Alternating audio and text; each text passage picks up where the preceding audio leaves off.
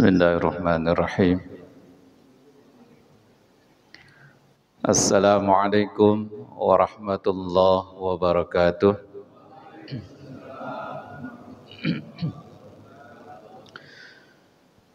Bismillah, alhamdulillah, wassalatu wassalamu ala rasulillah Sayyidina Muhammad ibn Abdullah wa ala alihi wa ashabihi wa mawalah. La hawla wa la quwwata illa billah.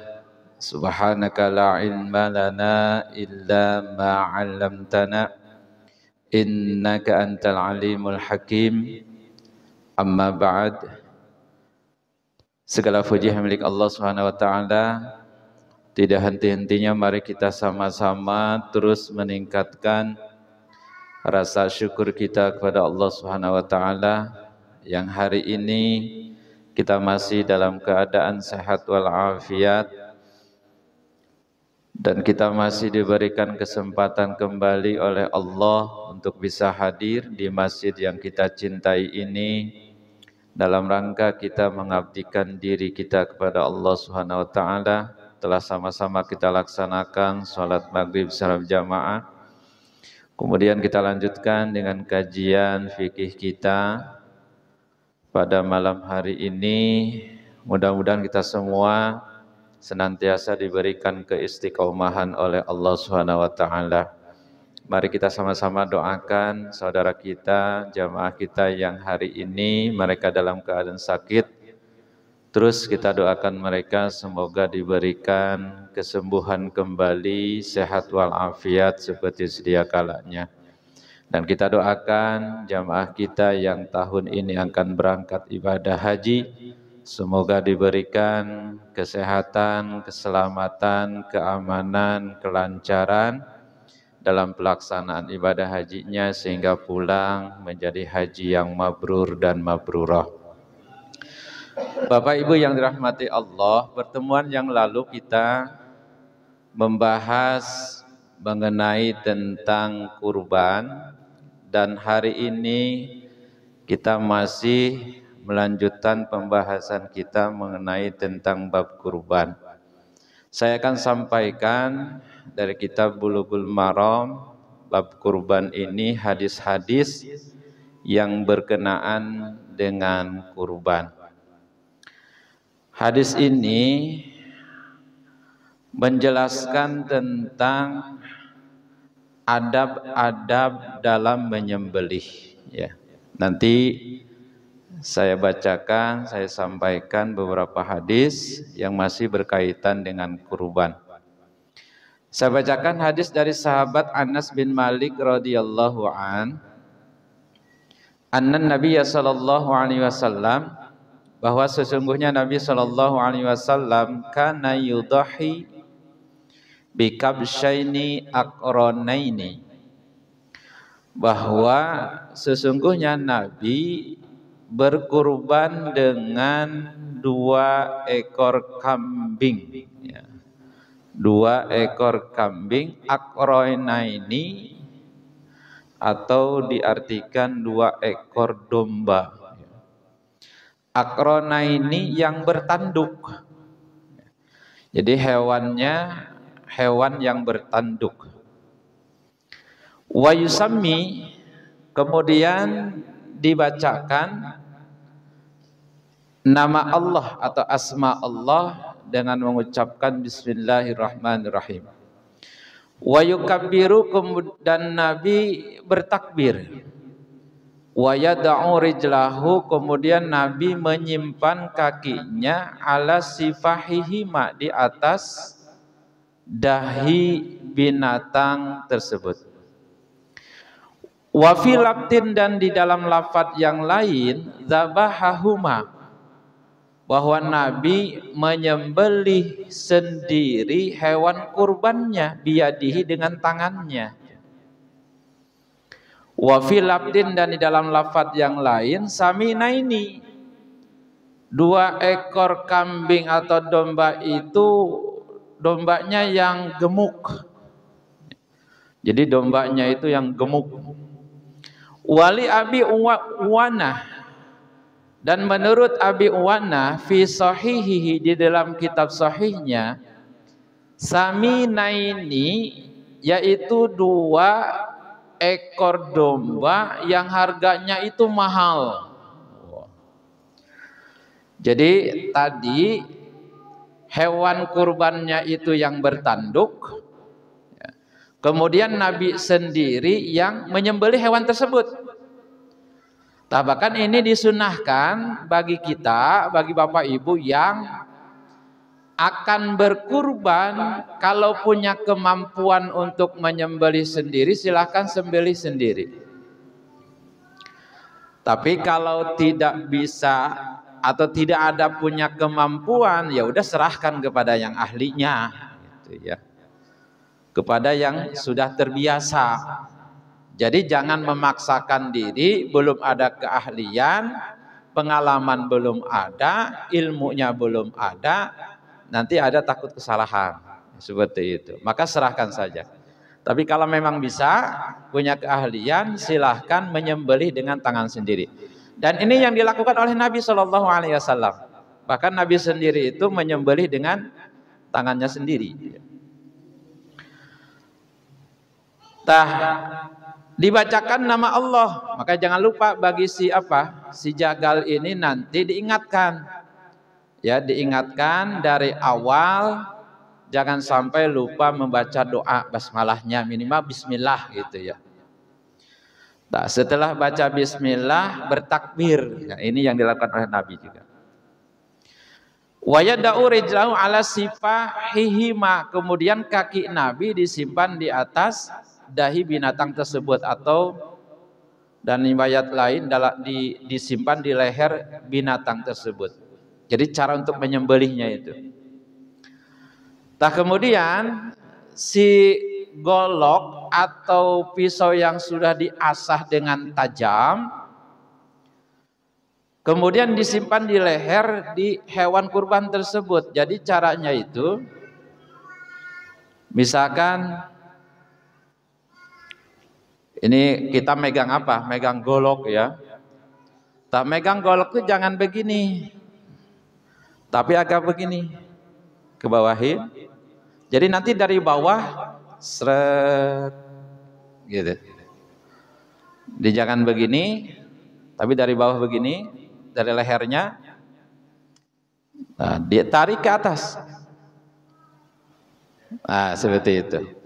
Tadi saat nanti setelah golok ini sudah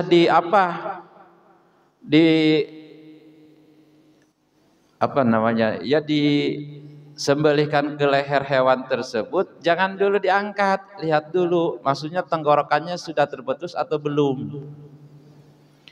Jadi jangan sampai setelah digeresel, diangkat, dilihat tiba-tiba masih belum tenggorokannya masih belum putus, ya maka hati-hati. Ya. Ini menurut sebagian ulama itu bisa dianggap tidak sah menyembelihannya, maka dibiarin aja ditempel dulu di mananya,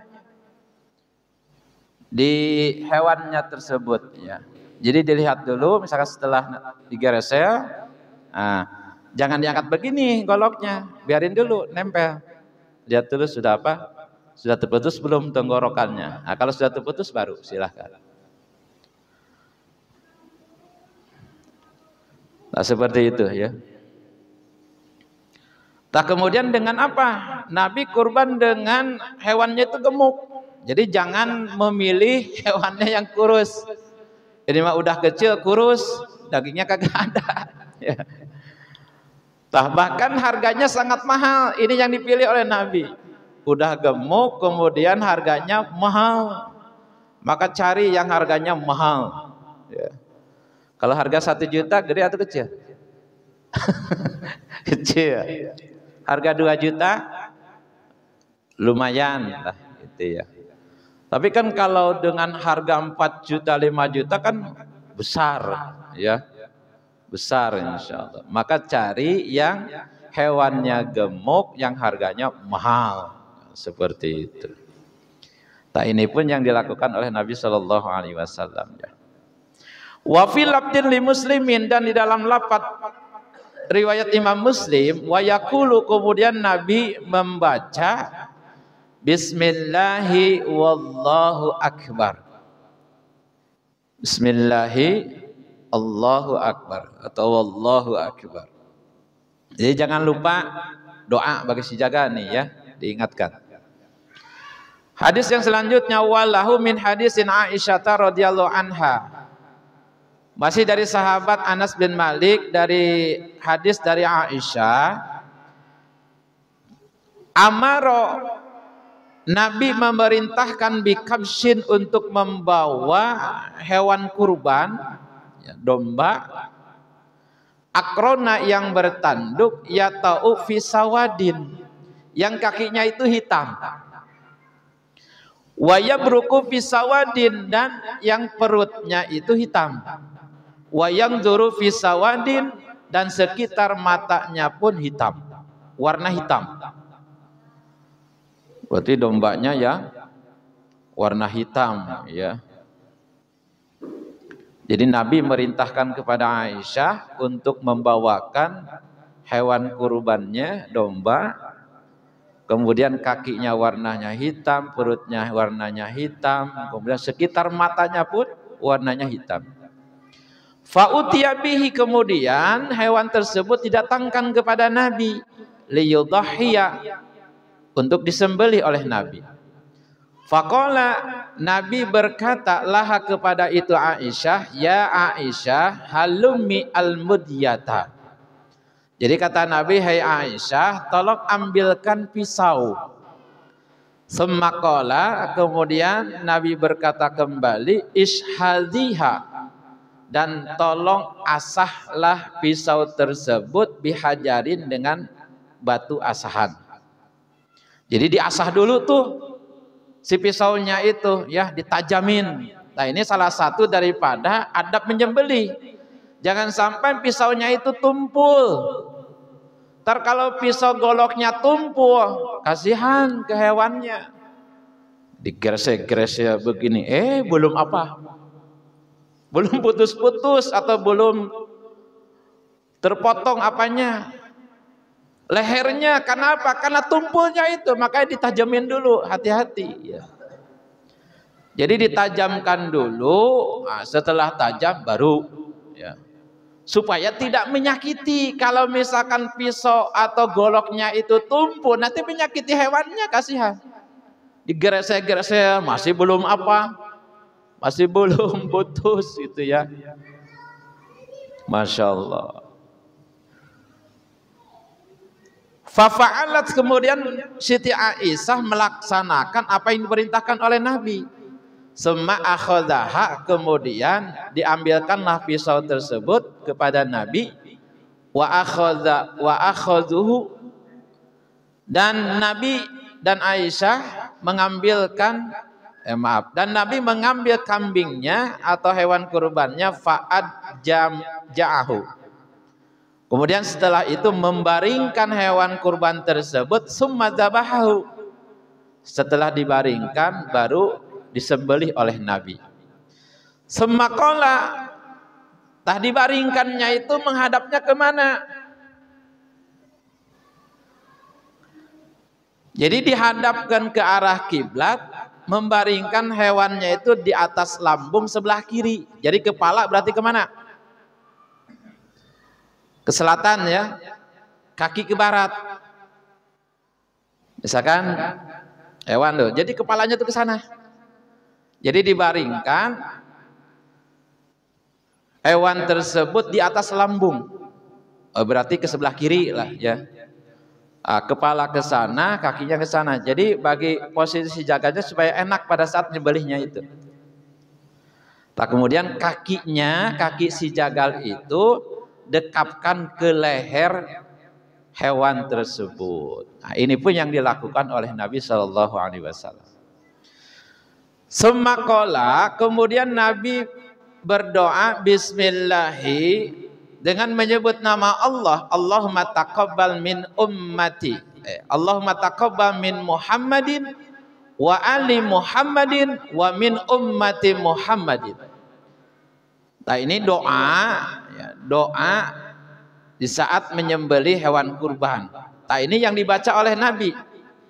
Bismillahi dengan menyebut nama Allah. Allahumma taqabbal min Muhammadin, ya Allah, terimalah kurban dari Muhammad, wa ali Muhammadin, dan dari keluarga Nabi Muhammad, wa min ummati Muhammadin, dan terimalah kurban dari umat Nabi Muhammad. Summa doha bihi, kemudian Nabi berkurban dengan hewan kurban tersebut. Ternyata bagi si penyembelih, doanya ini. Kalau misalkan ini kan doa Nabi, Allahumma taqabbal min Muhammadin. Kalau misalkan si jaga nanti Allahumma taqabbal min dari siapa? Sebutkan namanya. Misalkan Allahumma taqabbal min Abdul Latif, gitu ya. Jadi ya Allah terimalah kurban dari Abdul Latif. Jadi sebutkan namanya. Kalau misalkan sapi, kan 7 orang sebutkan juga, nggak apa-apa. Allahumma taqabbal min Abdul Latif, min Husain misalkan, min Hasan, min Ahmad, min 7 orang seperti itu. Nah, ini doa. Ya. Nah, ini Bapak Ibu yang dirahmati Allah Subhanahu Wa Taala. Jadi salah satu adab menyembelih itu, jadi alat atau pisau golok itu harus ditajamkan dulu, ya. Jadi pisaunya atau goloknya harus ditajamkan dulu, diasah dulu tuh. Jangan sampai dalam keadaan golok tersebut tumpul atau pisaunya itu tumpul, seperti itu ya. Wa an Jundub bin Sufyan radhiyallahu anhu qala. Hadis dari sahabat Jundub bin Sufyan. Tadi sebelum ke hadis ini, jadi perlu diperhatikan adab-adab dari menyembelih tersebut ya tadi. Jadi adab-adab menyembelih itu harus diperhatikan. Ya, maka pertemuan yang lalu kita sampaikan salah satu adabnya pun bagi si penyembelih, dia harus dalam keadaan menutup aurat. Ya. Tidak boleh auratnya terbuka. Itu ya. Maka usahakan pada saat nanti si jagal yang akan menyembelih ini ya pakai celana panjang lah, itu ya. Atau walaupun kagak panjang ya sampai di bawah lutut gitu ya, supaya auratnya tidak kelihatan. Ini salah satu adab. Nah, kemudian diutamakan yang menyembelih itu adalah orang yang berkurbannya sendiri. Nah, disunnahkannya seperti itu. Tapi kalau memang tidak ada keahlian, serahkan kepada orang yang terbiasa. Nah, kemudian salah satu daripada adab menyembelih, jangan mengasah pisaunya itu di depan hewan kurbannya. Ini mau motong diasah dulu di depan sapi kambingnya, apalagi sampai digini-gini, sengges. Nanti si hewannya, kambing sapinya itu ngelihat, ya dia kalau bisa ngomong, jangan di depan gitu dong, ngeri, gitu kan. Jadi jangan sampai di depan hewan yang akan disembelih pada saat ngasah pisaunya, ya. Jadi disembunyikan. Gitu. Kemudian tadi menghadap kiblat dan meletakkan kaki si penyembelih di leher hewan yang akan disembelihnya. Ini yang sebagai dimana dipraktekkan oleh Nabi Sallallahu Alaihi Wasallam. Tak kemudian disembelih dengan cepat. Jadi maksudnya jangan jangan menyembelih. Jadi kalau bisa cepat gitu. Jangan dilambat-lambat dalam penyembelihannya supaya cepat mati si hewannya. Nah, pastikan bagian tenggorokan hewan tersebut, kerongkongan 2 urat lehernya itu sudah terputus atau terpotong. Ini Pak pernah kejadian Kelapa II pas motong kambing, ya. Pas motong kambing itu udah disembelih, udah. Tapi ternyata si kerongkongannya itu masih belum terputus. Pada saat dibiarkan maksudnya supaya mati, ya. Ternyata ini kambing berdiri lagi. Jangan Pak. Ini kisah nyata. Ya. Masya Allah. Ini kambing yang sudah disembelih ternyata kerongkongnya ada yang belum terputus atau uratnya itu, biasa uratnya.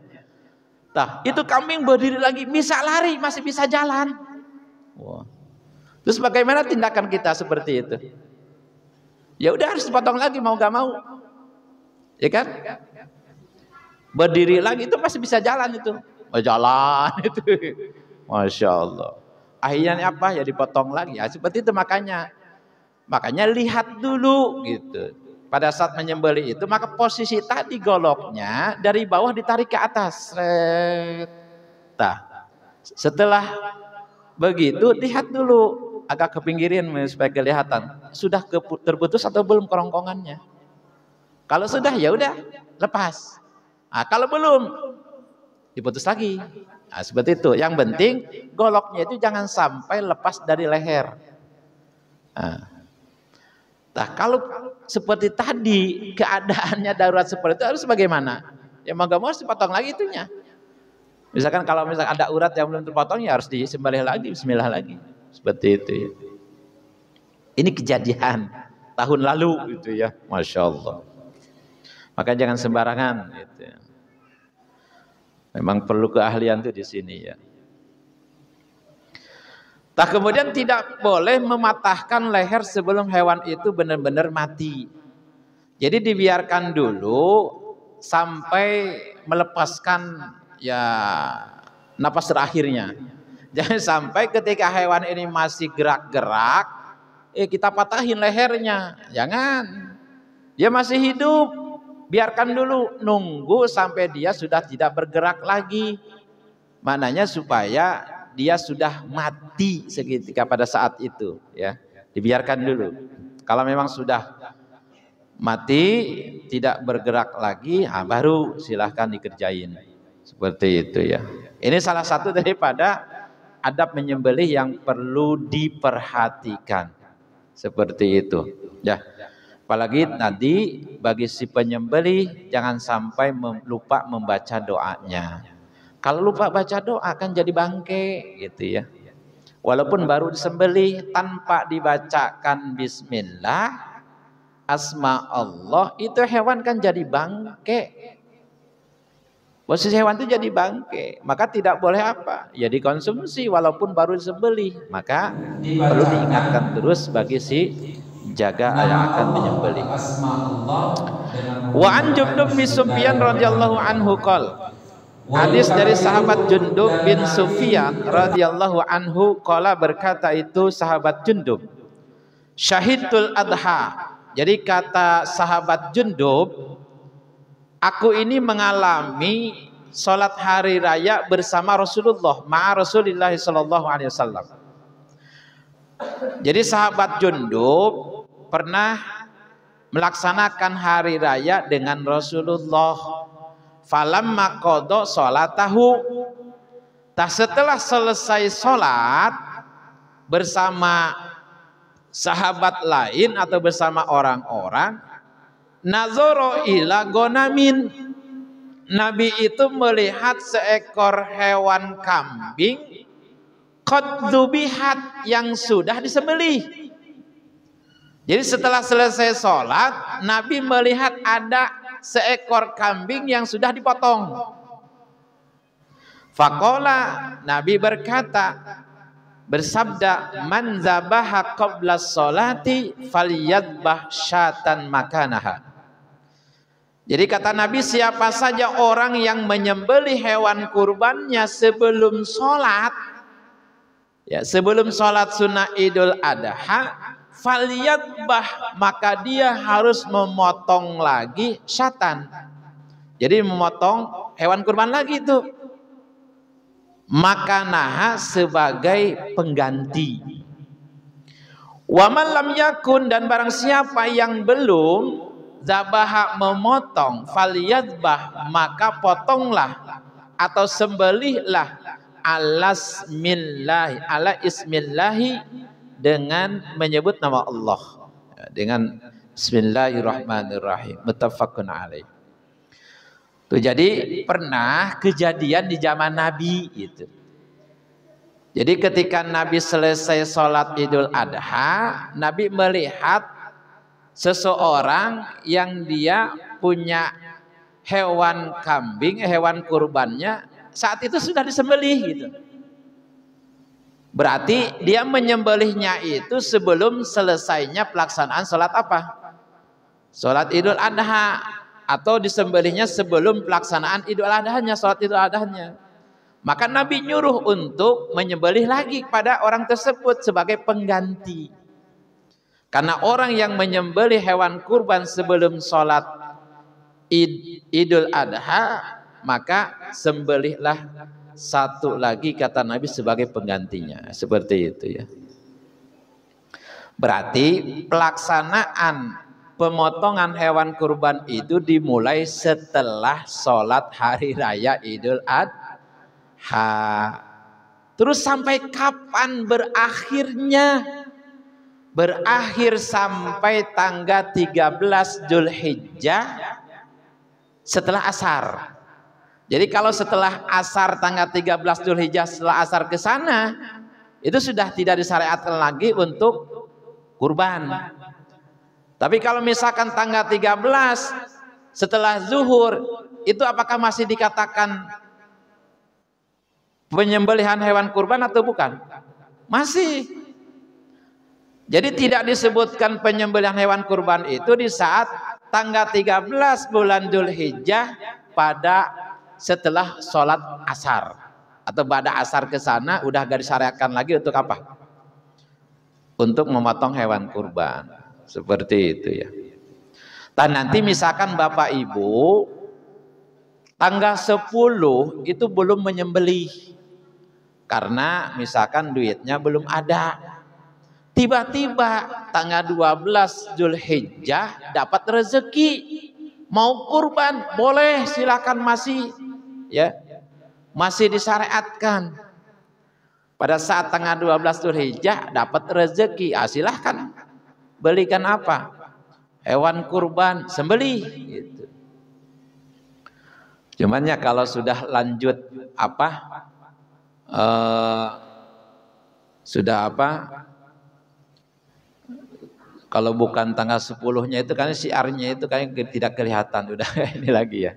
Padahal masih bisa gitu kalau misalkan mau dilaksanakan pada tanggal 11-nya, 12-nya, atau dilaksanakan tanggal 13 Zulhijjahnya. Yang penting sebelum apa memasuki waktu sholat asar, seperti itu ya. Karena berakhirnya setelah asar itu sudah berakhir, yang disebut dengan hari tasyrik itu sudah berakhir. Wa anil Barra'i Azibin radhiyallahu anhu qala. Satu hadis lagi. Dari sahabat Barra bin Azib radhiyallahu anhu qala. Jadi sahabat Barra bin Azib berkata, qama fina Rasulillah sallallahu alaihi wasallam. Jadi Rasulullah berdiri di tengah-tengah kami. Faqala, Nabi kemudian bersabda, arba'un la tajuzu fid dhahaya. Jadi kata Nabi, ada 4 hewan kurban, ada 4 hewan yang tidak boleh dijadikan sebagai kurban. Nah, perlu diingat nih ya. Jadi kata Nabi, arba'un la tajuzu fid dhahaya. Ada 4 hewan yang tidak boleh dipakai atau dijadikan sebagai kurban. Yang 4 itu apa saja? Al-aura'ul bayyin awaruha. Jadi yang pertama yang tidak boleh jadikan sebagai hewan kurban itu, hewannya itu yang buta gitu. Jadi yang butanya itu jelas-jelas buta. Wal maridotu al bayyinu maraduha. Yang kedua, yang sakitnya itu jelas-jelas sakit.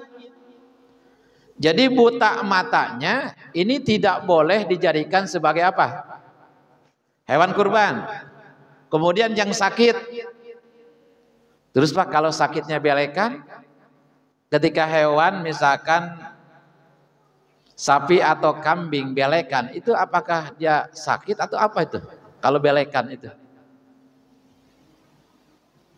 Ya kalau misalkan ini hewan ini kelihatannya lemes, jadi kayaknya nggak ada semangat gitu ya. Jadi kelihatannya lemes, belekan, banyak keluar apa? Kotoran misalkan dari matanya, bisa jadi dia dalam keadaan apa? Sakit, maka jangan dijadikan sebagai hewan kurban. Kemudian yang ketiga, wal arja'u al bayyinu dola'uha. Jadi yang tidak boleh dijadikan sebagai hewan kurban itu yang pincang. Jadi yang pincang tidak boleh dijadikan sebagai hewan kurban. Wal kabiratul lati latunki. Yang keempat, hewannya itu yang sudah tua. Allati latunki, yang tidak bersumsum. Maksudnya sudah kurus lah, tidak berlemak itu hewannya itu. Nah, kalau hewan seperti itu yang sudah umurnya tua, yang kurus, apalagi yang tidak berlemak, maka tidak boleh dijadikan sebagai apa? Hewan kurban. Nah, makanya pada saat nanti membeli hewan kurban tersebut, ya harus hati-hati. Dilihat dulu, ya, apakah ini sehat atau tidak, sakit atau tidak, pincang atau tidak kakinya, maka harus dilihat betul-betul. Ya. Jangan sampai ada kesalahan dalam memilih hewan kurbannya seperti itu. Usahakan jangan malam, siang kalau mau beli. Kalau siang kan kelihatan hewannya, kalau malam kadang tidak kelihatan jelas sakit atau enggaknya. Kemudian ada cacat atau tidaknya. Kalau malam kan kurang jelas, kagak kelihatan. Makanya diusahakan belinya itu siang supaya kelihatan hewannya itu, ya. Seperti itu Bapak Ibu. Subhanallah. Ini yang perlu diperhatikan bagi kita, ya. Satu hadis lagi. Wa an Jabir qala, hadis dari sahabat Jabir, qala berkata itu sahabat Jabir, qala Rasulullah sallallahu alaihi wasallam. Nabi sallallahu alaihi wasallam bersabda, la tadbahu illa musannatin. Illa musinnah. Janganlah kalian menyembelih hewan kurban illa musinnatin, kecuali dengan hewannya itu yang telah cukup umur. Nah, pertemuan yang lalu pernah kita sampaikan bahwa hewan-hewan yang boleh untuk dijadikan hewan kurban dan umurnya yang sudah memasuki, kalau domba itu umurnya berapa? 1 tahun, kambing 2 tahun, sapi 2 tahun atau lebih lah. Kemudian unta 5 tahun. Illa in ta'assara alaikum, kalau misalkan kita sulit menemukan hewan yang usianya yang disebutkan tadi, bagaimana? Misalkan domba gak ada yang usianya misalkan di atas 1 tahun misal, tapi ada misalkan di bawah itu, apakah boleh? Fatazbahu jada'atan minad dha'ni, maka silahkan kalian menyembeli domba atau hewan yang masih muda. Maka kan kalau domba itu kan minimalnya 6 bulan sampai 1 tahun usia domba. Kalau kambing 2 tahun. Nah, kalau misalkan susah menemukan hewan yang usianya yang tadi ditentukan, misalkan ada yang masih muda nih, misalkan ini hewan domba ini masih 6 bulan, maka boleh, atau 7 bulan, boleh. Itu ya. Kalau domba, ya. Illa in ta'assara alaikum. Jadi kalau kalian sulit menemukannya, fatadbahu jada'atan minad dha'ni, maka silahkan kalian boleh menyembeli domba yang masih muda. Rawahu Muslim. Hadis riwayat Imam Muslim. Baik. Bapak Ibu yang dirahmati Allah Subhanahu wa taala, inilah salah satu atau beberapa hadis yang tadi kita sampaikan mengenai tentang pertama adab-adab dalam menyembeli. Ini pun yang harus kita perhatikan seperti itu. Maka bagi jaga diingatkan jangan sampai lupa membaca bismillahnya. Perhatikan tadi adab-adab menggunakan pisau yang tajam, jangan sampai menggunakan pisau atau goloknya itu yang tumpul, karena itu bisa menyakiti daripada hewan kurban tersebut. Pada saat mengasahnya pun jangan sampai di depan hewannya. Kemudian hadapkan hewan kurban itu kepada kiblat. Dibaringkan di atas lambung sebelah kiri, kemudian kepala di selatan dan kaki di sebelah barat. Itu seperti itu yang perlu kita perhatikan. Terima kasih Bapak Ibu.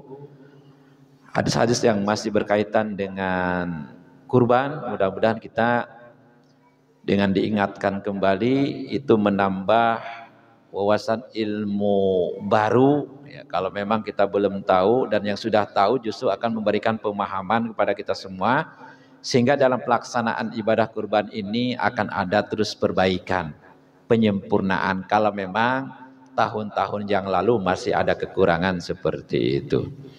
Baik, sebelum saya tutup, saya silakan kepada jamaah 2 pertanyaan ya sampai waktu Isya. Silakan, ada yang mau ditanyakan, silakan untuk ditanyakan. Terima kasih. Silakan Bapak. Ada yang mau ditanyakan?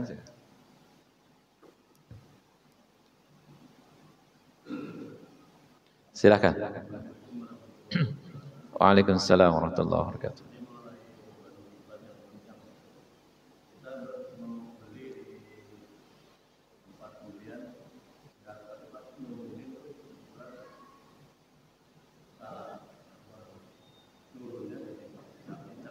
Baik. Pak, yang disebut pincang itu apakah dari lahir atau misalkan pincang karena ada sesuatu? Seperti tadi, pada saat beli sehat kok. Tapi pada saat nurunin keseleo. Nah, sebagian ulama itu masih membolehkan kalau pincangnya itu bukan pincang dari lahir. Nah, kalau misalkan masih ada waktu, tinggal disembuhkan, diobatin. Seperti itu. Jadi sebagian ulama menyatakan kalau pincangnya bukan pincang dari lahir, pincang karena disebabkan ada misalkan tadi pada saat nurunin, itu masih boleh dijadikan sebagai hewan kurban. Tapi kalau pincangnya dari lahir, pecaknya, butanya sudah dari lahir, atau misalkan kupingnya terputus, kan itu kan tidak boleh dijadikan untuk apa? Sebagai hewan kurban. Seperti itu Pak. Ya. Nah, kalau misalkan masih ada waktu, tinggal apa? Ya tinggal diobatin aja, nah, supaya dia sehat kembali. Pernah kita membeli, ya masjid kita itu tempat hewan, kita beli itu. Suatu ketika hewannya itu masuk ke apa? Ke celogak, pincang. Tapi sama dia, yaitu diobatin terus. Akhirnya pada saat waktunya udah sembuh lagi. Itu. Tapi pincangnya bukan pincang dari lahir. Karena masuk apa? Lobang si sapinya itu akhirnya apa? Keseleo ya agak cincet-incet begitu. Tapi sama yang punyanya disembuhan lagi, diobatin seperti itu. Udah sehat lagi seperti itu. Itu Pak ya? Baik, terima kasih. Ada lagi silahkan. Yang mau ditanyakan silahkan.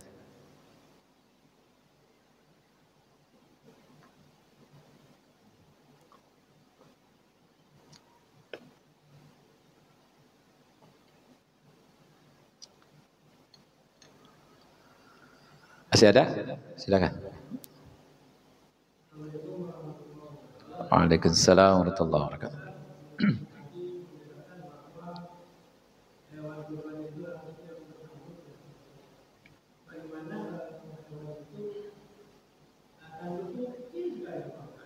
Baik. Sebenarnya bukan harus. Cuman yang dipilih oleh Nabi hewannya yang bertanduk.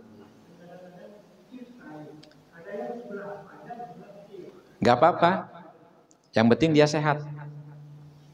Walaupun tidak berat, seperti kambing itu, kambing apa namanya sih? Yang telinganya agak panjang-panjang itu kambing apa namanya? Itu kan gak ada apa, gak ada tanduknya kan? Boleh-boleh saja. Cuman memang yang Nabi pilih, ya tadi hewannya, dombanya itu yang bertanduk. Jadi menunjukkan ya, apa ya, kayak kalau hewan bertanduk itu gagah gitu ya, kayak seperti domba Garut kan, tanduknya panjang, boringkel kan itu. Jadi bukan diwajibkan atau keharusan. Ya, kalau memang ada yang bertanduk silakan pilih, hewan tersebut sesuai dengan Nabi yang memang lakukan seperti itu. Kalau memang tidak ada, walaupun nggak ada tanduk, yang penting dia sehat, nggak apa-apa dengan hewan tersebut. Seperti itu Pak. Iya silakan.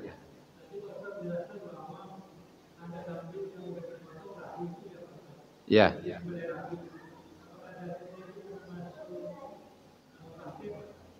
Baik, yang penting kan dari awal sudah membaca bismillah. Dari awal sudah membaca bismillah, menyebut nama Allah, asma Allah tadi, bismillahirrahmanirrahim. Saat disembelih kejadiannya seperti itu. Kemudian karena tadi ada yang belum terpotong, nggak tahu uratnya biasanya gitu ya. Dia berdiri lagi. Maka mau gak mau ya harus dipotong lagi. Ya udah bismillah lagi. Itu namanya situasinya ya kayak seperti darurat begitu ya. Kalau kita membiarkan sampai dia mati, belum tentu dia mati. Lama nanti. Subuh baru mati bisa saja. Makanya dipotong lagi. Yang penting dari awal sudah apa? Sudah membaca bismillahirrahmanirrahim. Seperti itu. Insya Allah halal. Tapi kalau dari awal tidak membaca bismillah apalagi. Seperti itu. Maka itu sudah dikatakan bangke. Walaupun keadaannya langsung mati. Tapi kalau tanpa bismillah, ya udah hukumnya hukum bangke saja. Gak boleh dikonsumsi. Seperti itu. Baik. Gitu Pak Haji ya. Ada lagi silakan. Masih ada waktu?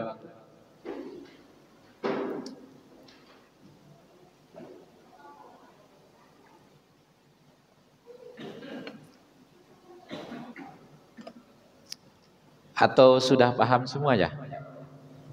Baik, kalau memang ada pertanyaan lagi sudah dianggap paham, mudah-mudahan Allah memberikan kesehatan dalam nanti pelaksanaan ibadah kurbannya, ya kita semua mendapatkan bimbingan Allah SWT sehingga terus menyempurnakan kegiatan-kegiatan dalam penyembelihan hewan kurban tersebut. Ya, kalau memang tahun yang lalu misalkan ada kekurangan, maka sempurnakan lagi. Maka ilmu ini memang jarang dipakai, ya setahun sekali.